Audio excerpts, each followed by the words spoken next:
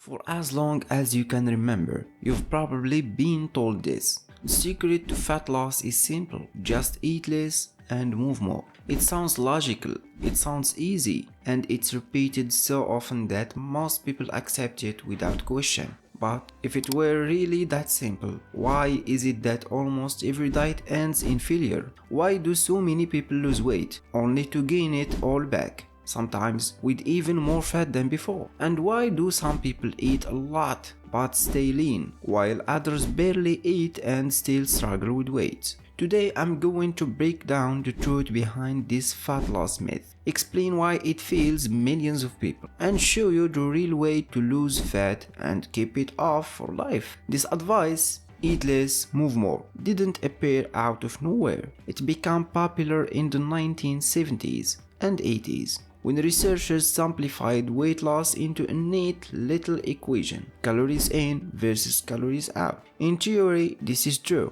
If you burn more than you eat, you lose weight. But here is the problem. Your body isn't a calculator, it's a survival machine. The companies that benefited most from this rule were diet food brands, gyms, and even pharmaceutical companies. They turned weight loss into a $1 trillion industry. They knew one thing: if you keep failing diets, you'll keep coming back. That's repeat business. So the system was never designed for you to succeed. It was designed for you to stay trapped. Let's look at what happens when you follow this advice. You slash your calories. Maybe you cut from 2500 a day to 1200. At first, the scale drops. You feel excited, but then something shifts. Your body thinks you're starving. It slows down your metabolism. You burn fewer calories at rest. Your hormones change. Leptin, the hormone that tells you you're full, drops. Ghrelin, the hunger hormone, spikes. You get hungrier, crankier, and weaker. Your workouts suffer. You lose muscle instead of fat. At the moment you give in and eat more, your body stores it as fat even faster, preparing for the next famine. That's why people yo-yo diet. It's not lack of willpower, it's biology. Most people don't realize the damage extreme dieting causes. 1. Muscle loss. When you undereat, your body breaks down muscle for energy. Less muscle equal slower metabolism. 2. Hormonal chaos. Women can lose their periods, men can see testosterone crash, energy, mood, and sex drive all tank. 3. Binge restrict cycle. After days of restriction, your body drives you to binge, then you feel guilty, restrict harder, and the cycle repeats. 4. Metabolic adaptation. Your body learns to survive on fewer calories, meaning what once caused weight loss, now just maintain. Think about it. This is why people say, I'm eating nothing, but I still can't lose weight. If starving yourself isn't the answer, then what is? Here is the real blueprint. 1. A sustainable calorie deficit. Not 1200 calories. Not eat nothing. Instead, aim for 300 to 500 calories below maintenance. You'll lose slower, but safer, and you'll keep it off. 2. Strength training. Forget endless hours of cardio. Muscle is your fat loss engine. Every pound of muscle burns calories even while you sleep. 3. Protein first. Protein protects your muscle, keeps you full,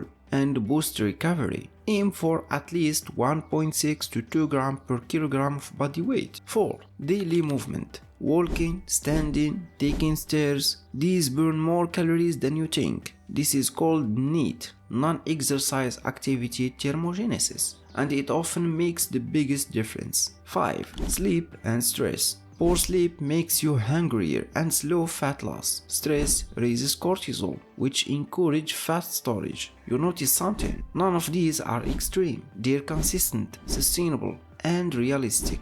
Think of fat loss like driving a car. If you slam the brakes too hard, cutting all your calories, the car spins out of control. You crash. But if you slow down gradually, control the wheel, and follow the road, you'll reach your destination safely. Another example. Imagine trying to fill a bucket with holes in it. That's what happens when you starve yourself. You can't hold progress. The moment you stop, the weight pours back in. But when you fix the holes by building muscle, balancing hormones, and eating right, the bucket finally holds. So let's put this into a practical step-by-step plan. Find your maintenance calories. Track your intake for 1 to 2 weeks and calculate the average. Subtract 300 to 500 calories. That's your fat loss target. Lift weights 3 to 4 times per week. Focus on squat, deadlifts, bench, rows, presses. Add protein at every meal. Chicken, fish, eggs, beans, whey,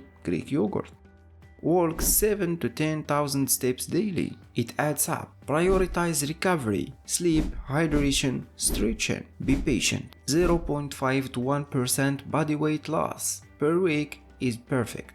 So the truth is simple. Fat loss isn't about starving yourself or punishing your body. It's about working with your body, not against it. Stop believing the lie. Stop chasing shortcuts. Start focusing on muscle, protein, recovery, and small consistent habit. And if you don't want to figure all this out on your own, if you want a structured workout and diet plan tailored to you, just email me at this email with the word plans and I'll take care of the rest. Because fat loss doesn't have to be confusing, it just has to be done right.